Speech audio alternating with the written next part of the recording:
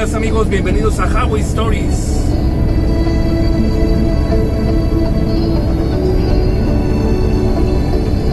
El canal de las historias de carretera y algo más.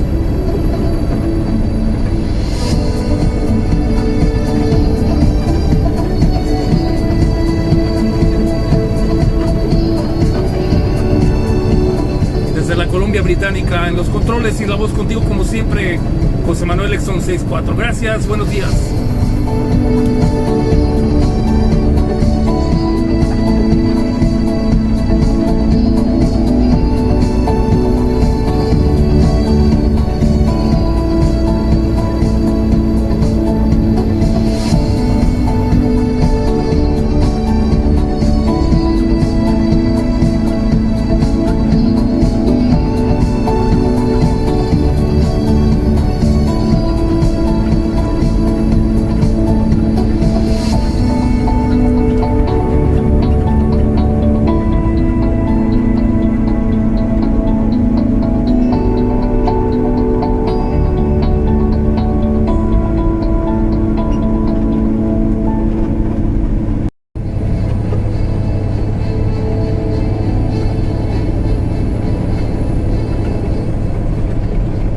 Amigos, durante mis viajes en México, cuando trabajaba en México, hay un viaje muy particular. Es el viaje que va de lo que es Topolobampo, del puerto de Topolobampo hacia La Paz, cruzando el mar de Cortés, o bien de Mazatlán hacia La Paz. Hay dos rutas, ya sea por Topolobampo, que está a la altura de Los Mochis, o bien Mazatlán. Ahí se toma el ferry para llegar hacia La Paz. Y en ese viaje pues llegas tú con tu tráiler, compras el boleto, te forman en un estacionamiento exclusivo para camiones.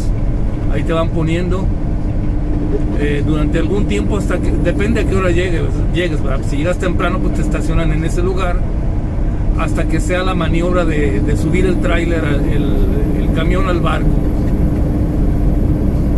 Ya cuando por fin llega la hora, que generalmente es a las 10, 9 y media de la noche, por ahí más o menos empieza el embarque. El barco abre sus compuertas de la parte delantera y empiezan a subir los autos y los camiones, y los que trabajan ahí empiezan a acomodar todos los vehículos según el peso y según el tipo de vehículo a las diferentes cubiertas del barco. Obviamente tú tienes que ser muy hábil para manejar, debes de meter el camión de reversa y luego vivorearlo adentro del camión hasta el lugar asignado donde te digan los trabajadores del barco, de la compañía naviera. Entonces, como les decía, en esa maniobra tiene uno que ser muy hábil para subir el camión. No te dan chance de aprender ahí tienes que saber ya manejar y reversear tu camión, porque todo el tiempo apremia ahí, todo es rápido. Te están presionando los que trabajan ahí para que rápidamente te muevas, te empiecen a orientar con unas lamparitas para que estaciones tu tráiler, y tú vas espejeando, viendo dónde acomodar tu remolque, y ellos te van orientando, te van diciendo dale, te van haciendo señas con la lamparita, ¿no? Hasta que ya estacionas el tráiler donde ellos exactamente lo quieren. Y había un compañero que no sabía reversear ahí en aquel entonces. Entonces él pagaba, cada vez que íbamos a ese viaje, él pagaba pues les daba una lana ahí a los trabajadores del ferry para que ellos subieran el tráiler, el camión con todo y tráiler. Cabe decir que hay muchos ahí que trabajan haciendo eso, los operadores de lo que comúnmente le llamamos una burrita, o los camiones para mover remolques, exclusivamente para mover remolques en yardas. Ahí tienen muchos, y hay muchos operadores que hacen eso, que suben los trailers de una manera muy hábil y muy rápido. Ellos son los que se encargan de subir los trailers que no tienen conductor, que son carga en general. Y pues este compañero siempre pagaba para que le subieran su trailer allí al ferry, porque pues no tenía la experiencia necesaria para reversearlo. Miren qué bonito es el puente de la ciudad de Revelstoke. Esa es la vista para aquel lado. Y luego acá de este otro lado, y ahí va el tren. Ahorita no está abierta la presa, por eso está esa playa de arena. Cuando abren la presa, está totalmente cubierto de agua, muy padre, se ve aquí el ambiente. Y no es nada barato, mis amigos. En aquel entonces costaba 11,500 el boleto. Obviamente era una tarifa especial para la compañía donde yo trabajaba, porque en cada viaje subían alrededor de unos, ¿qué será? Pues unos 6 trailers y unos 8 camiones Torton en cada viaje. Había mucho tráfico de nuestra compañía hacia La Paz. Y en aquel entonces, ya les dije el precio, 11,500 pesos costaba el boleto. Ahorita estoy viendo en el internet y vale 31,500 pesos el boleto de un tráiler para cruzar el ferry, para subirse al ferry. Un tractor normal con un remolque normal, 31,500 pesos. Estoy entrando a un valle que se llama Tree Valley Cap. Muy bonito, es una de las partes más bonitas de este trayecto, me encanta. Espero que lo disfruten conmigo esta mañana.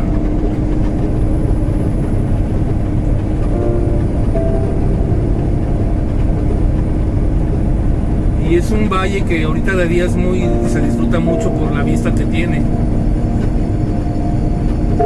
Y también es una de las partes un poquito más peligrosas durante la noche, porque tiene unos pequeños puentecitos muy delgados. Creo que ya les he contado esa anécdota de esta ruta, que esos puentes son muy delgaditos, y si no los conoces bien, pues puedes toparte con otro camión, por ejemplo un oversize de los que traen carga ancha, y si no le sabes ahí, puedes pegar con el camión que viene en contra. Entonces es la parte peligrosa de esta ruta durante la noche. En el día no hay tanto problema.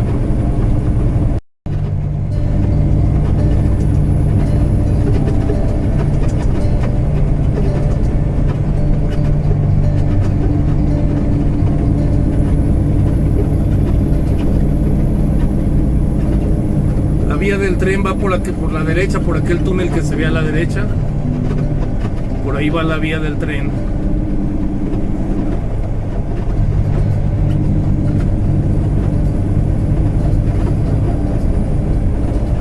Y precisamente algo están trabajando durante la noche en estos puentecitos. No sé qué están haciendo. Espero que estén planeando ampliarlos, porque están muy pedorros. Son puentes que se construyeron en los 50s, cuando esta carretera fue abierta.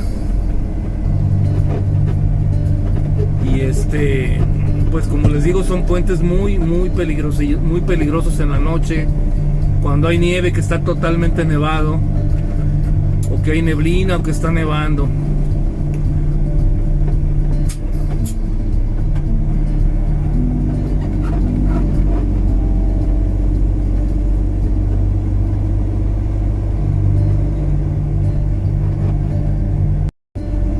Y es que lo que sucede es que, miren, aquí están los puentes. Este es uno de ellos.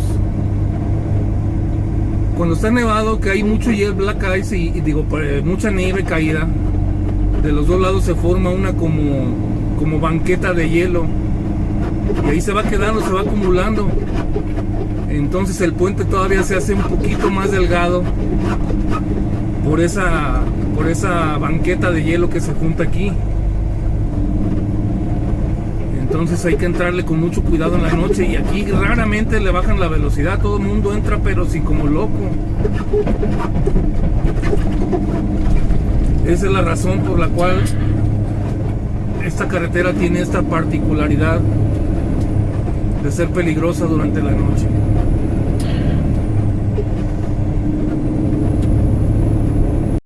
Bueno, y volviendo a nuestro tema, pues el barco el ferry. Ya que te subes, no te dejan estar ahí en la cabina. Tienes que cerrar tu cabina con llave y te subes a las cubiertas.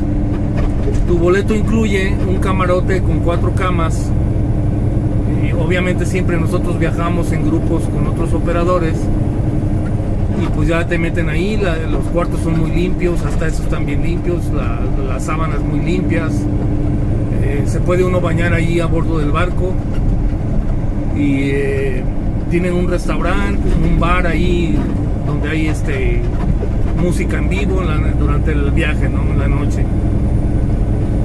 Y tiene una parte como si fuera un autobús con muchos asientos muy anchos, con una pantalla de televisión para que los pasajeros que no compraron boleto de camarote pues se van y se sientan ahí. El barco tiene aire acondicionado en todas las áreas cerradas. Obviamente pues como uno viene ya muy cansado del viaje de carretera, pues lo que quieres es cenar y dormirte, porque el trayecto de Topolobampo del puerto de Pichilinque hacia La Paz dura 8 o 9 horas a lo máximo, no es mucho por ahí. Y creo que de Mazatlán hacia La Paz dura como 16 horas, pero en este caso de Topolobampo hacia La Paz son 8 horas. Generalmente es lo que hace el barco, con un mar calmado, ¿no? Y pues ya te vas a cenar, todo, la cena, la comida sí está muy mala, les soy honesto, la comida no es su fuerte. Tienen que mejorar ahí mucho en la comida. No sé ahorita, ¿verdad? Pero en aquel tiempo no, nada recomendable la comida.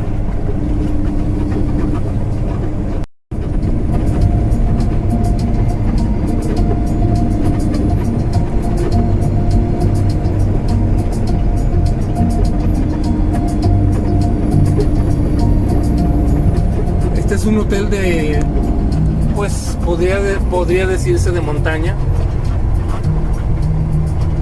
Generalmente nada más lo abren en verano y se llama Trevally Cap. Tiene aquí un pequeño museo de cosas viejas, de tractores viejos, maquinaria vieja, porque antiguamente esto era una estación de ferrocarril. Aquí había una casa redonda. Para los que no saben qué es una casa redonda, es un lugar donde entran las locomotoras, por ejemplo, que vienen de Calgary. Calgary queda hacia el este. Y si esa locomotora no va a continuar hacia Vancouver, se mete a la casa redonda, que es como un círculo grandote con unas vías férreas arriba. Se mete a la locomotora, da vuelta y le cambian la dirección a la locomotora hacia el lado contrario para regresarla hacia Calgary. O bien locomotoras que venían de Vancouver y que se van a regresar de aquí a Vancouver, las metían a la casa redonda, giran la casa redonda y les cambian el sentido hacia Vancouver. Eso es una casa redonda. Por eso hay que ser curiosos, amigos, hay que preguntar muchas cosas, porque la vida está llena de cositas para poder aprender cosas. Aquí les voy a poner la foto de lo que es una casa redonda en la vida real.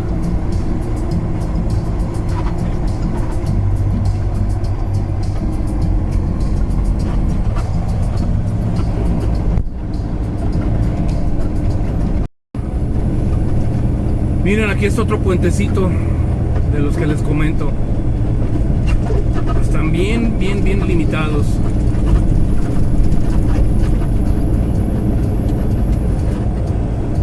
Bueno, entonces nos quedamos en que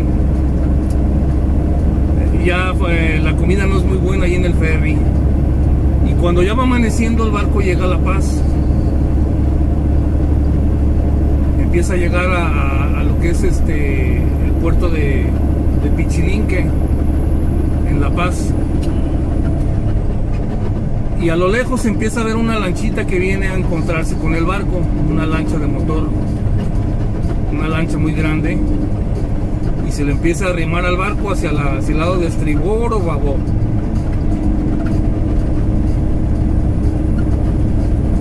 Y para los que no saben tampoco, en esa lanchita viene una persona que se llama el piloto o el práctico. En todas partes del mundo, absolutamente en todas, existe un piloto o un práctico. Es lo mismo. ¿Cuál es el trabajo de ese piloto? se sube al barco y él es el que tiene la autoridad para meter el barco al puerto. El que manda es el capitán, siempre. Pero cuando el barco ya se acerca al puerto, el que tiene el control del barco es el piloto. El piloto. Él es el que lo maneja, el que le dice al timonel 20 grados a estribor, 2 grados a babor, motores a tanto, y le bajan la velocidad tanto y lo van metiendo al barco. ¿Por qué tiene que ser un piloto de un puerto local el que tiene la autoridad?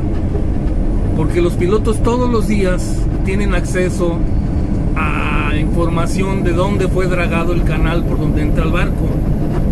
El canal se le llama, es una parte invisible del mar que nosotros no vemos, que es por donde todos los barcos entran. Tienen en la noche tienen unas boyas verdes y rojas. Es un caminito por donde el barco va entrando, siguiendo esas boyas verdes y rojas a través de esas luces durante la noche. Entonces, por esas boyas el barco tiene que ir entrando por ese caminito. Y ese caminito ya fue dragado, es decir, hay un barco que se llama la draga. Ese barco, su trabajo es, con una pala gigante, mete la pala hacia el fondo marino y empieza a escarbar para hacer el canal más profundo. Porque todos los años, en todos los meses se llena de sedimento nuevo, de rocas, de arena, de lodo, y se va llenando el canal y hay que estarlo dragando cada determinado tiempo. Entonces los pilotos de cada puerto ya saben cuándo fue dragado el canal, dónde está más profundo, dónde se puede meter el barco y el tipo de barco que están metiendo, ¿verdad? Ya saben ellos que de la línea de flotación del casco del barco hacia abajo, lo que va hundido debajo del agua, por decir en un ferry como el que les estoy comentando, pues a lo mejor son unos 8 o 10 metros hacia abajo, porque el ferry es un barco grande. Unos 8 metros que van hundidos abajo del agua, unos 5 metros, no sé cuánto sea, pero deben de ser unos 5 metros. Y de ahí, de esos 5 metros donde termina la quilla del barco, hacia abajo, pues hay otra profundidad, ¿verdad? Es donde está ya el lodo y el cieno, el fondo marino. Entonces los pilotos de cada puerto ya conocen con exactitud cuánto mide el fondo a partir de la quilla hacia el fondo.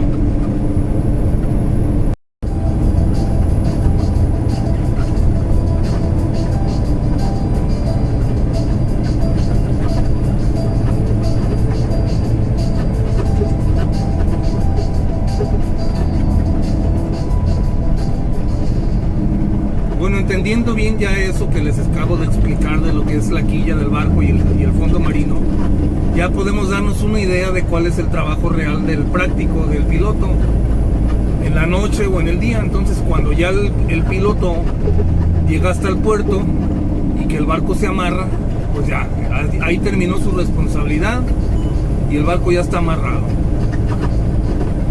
Y al revés, cuando lo van a sacar el barco, cuando va a zarpar, es exactamente lo mismo. Llega el piloto, se sube al barco. Aquí no ocupa la lancha porque el barco está amarrado, vaya, junto al muelle. Entonces se sube el piloto, se presenta con el capitán, me imagino que le presenta su licencia o algo. El capitán ve que todo está en regla, el piloto empieza a tomar el control de desamarre del barco por medio de radio. Desamarren metal parte de la propa, desamarren la proa y ordena que se pongan los remolcadores en tal posición para que empiecen a mover el barco para sacarlo del puerto. Primero hacer la maniobra de separarlo del muelle, esa es la primera maniobra. Ya que lo separa del muelle, entonces empieza a direccionarlo hacia donde inicia el canal que les expliqué de las luces rojas y verdes. Entonces, cuando ya tiene la proa apuntada hacia el canal, ya le dice al que está encargado de los motores, aceléralo tanto, ¿verdad? Empiezan a acelerar el barco poquito, lo que siempre estas maniobras son muy despacio y empieza a salir el barco por ese canal.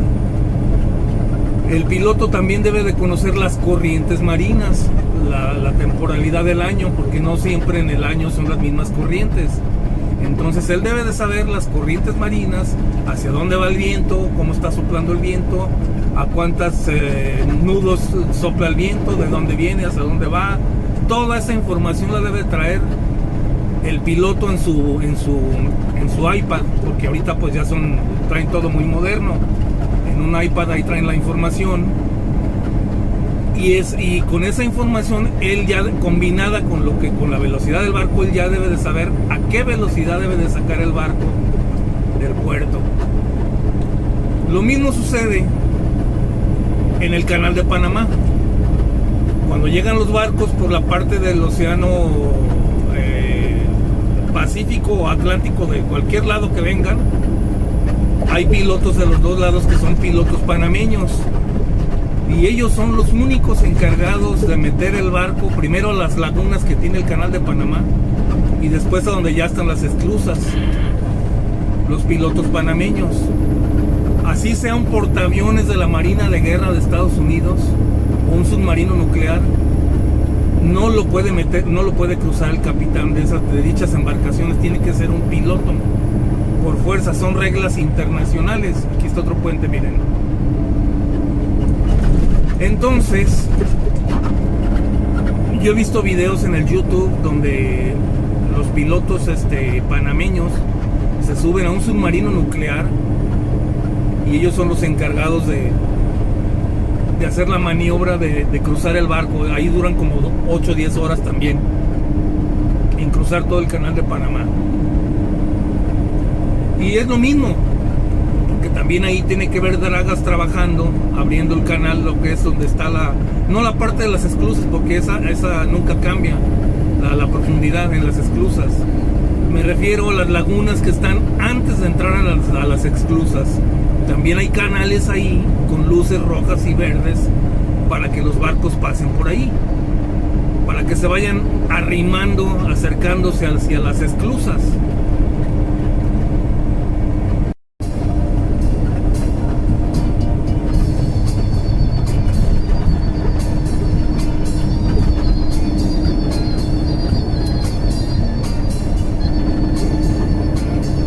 Bueno, tantita musiquita de película del santo no queda mal.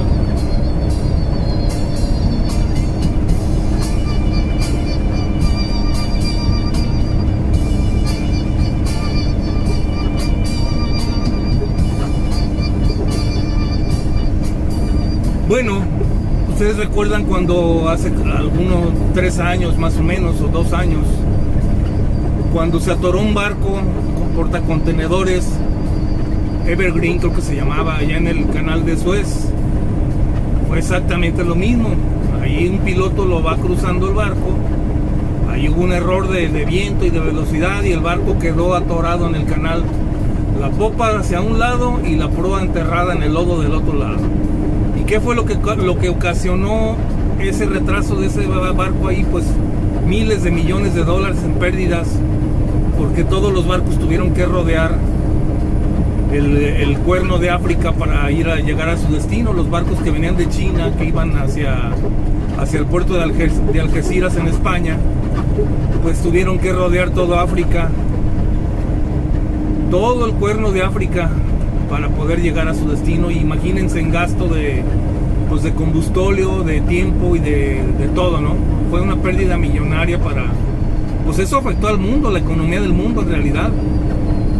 En ese tiempo fue una de las crisis más fuertes que hubo de mercancías y de contenedores en el mundo, por ese error de ese piloto en ese canal.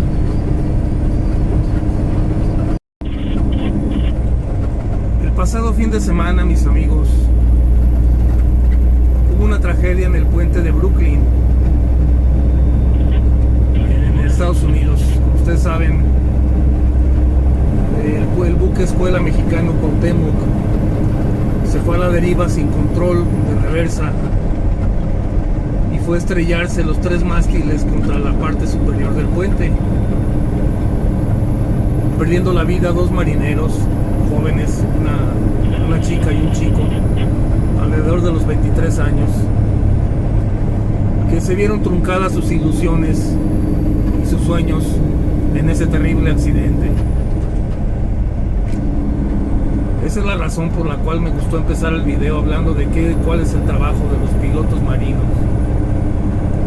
Porque ese barco, en el momento del accidente, un piloto marino norteamericano es quien estaba a cargo.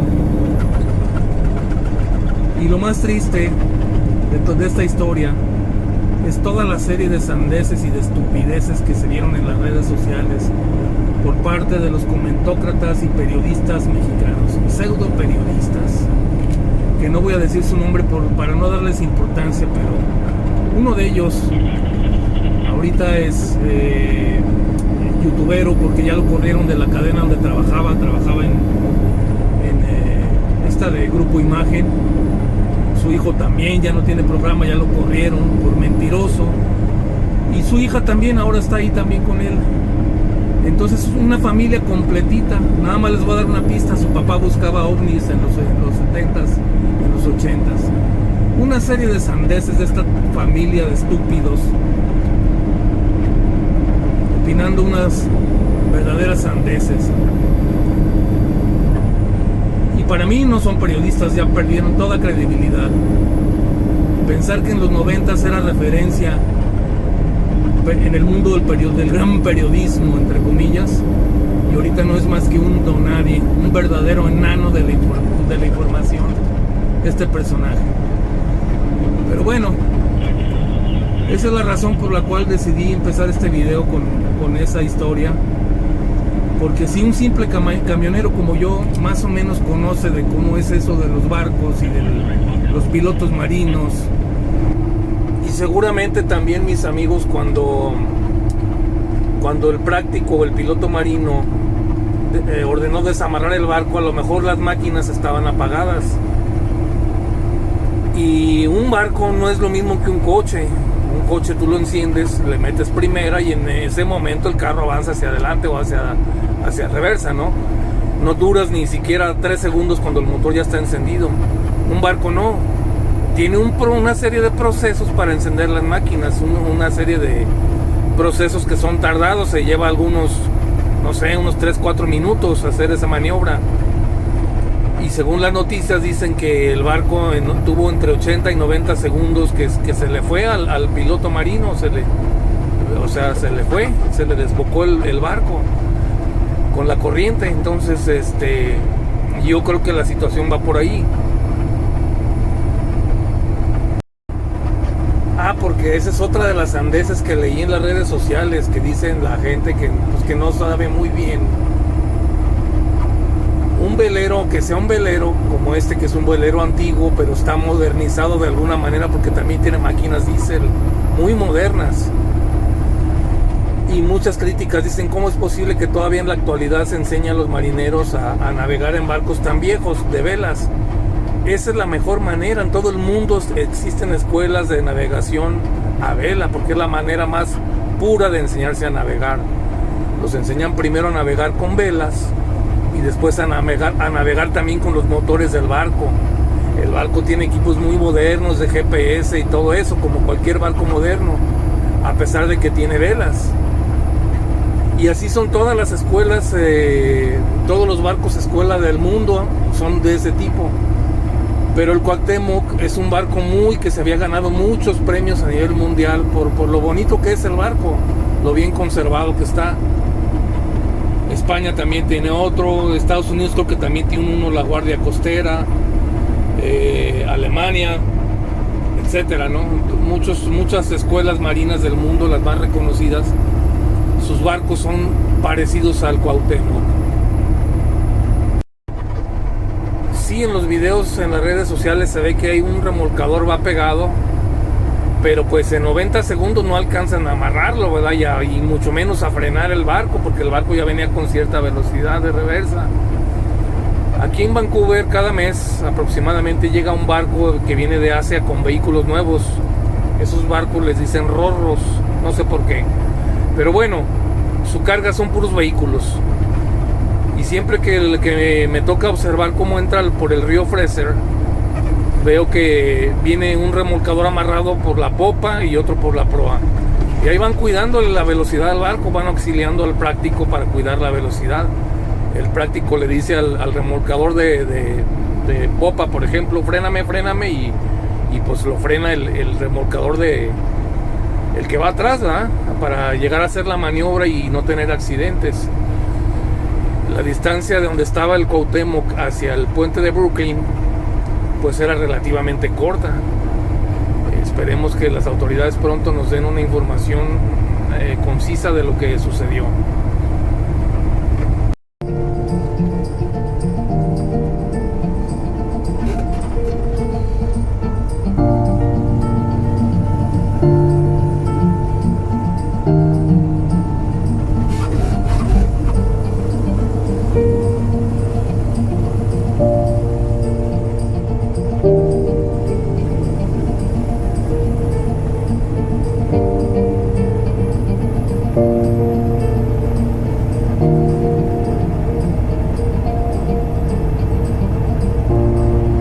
Bellas imágenes del Valle de Tappen en British Columbia, mis amigos, damos por terminado esta historia y este video.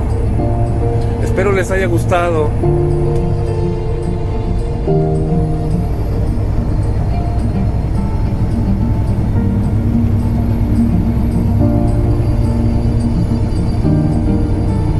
Con esta hermosa campiña en esta bonita mañana.